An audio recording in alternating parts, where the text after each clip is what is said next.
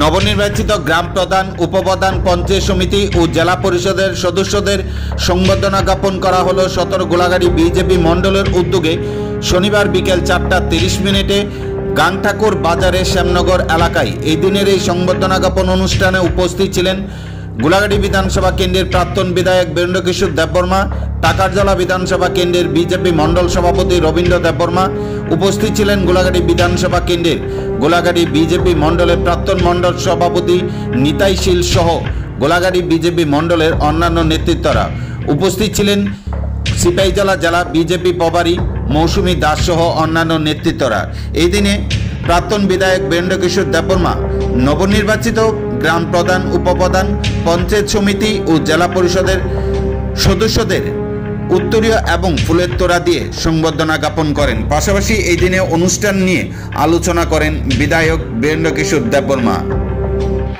তিনি গোলাঘাটি বিধানসভা এলাকা এমএলএ হিসাবে তিনি অভ্যর্থনা সভা কাছে যায়। অভ্যর্থনা সভা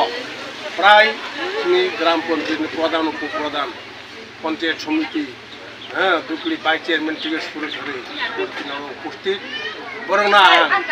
আকাশা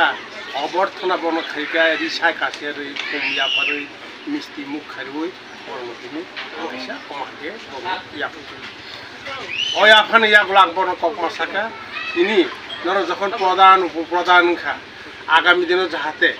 তিনি প্রধানমন্ত্রী নরেন্দ্র মোদীনি আশীর্বাদ পেয়ে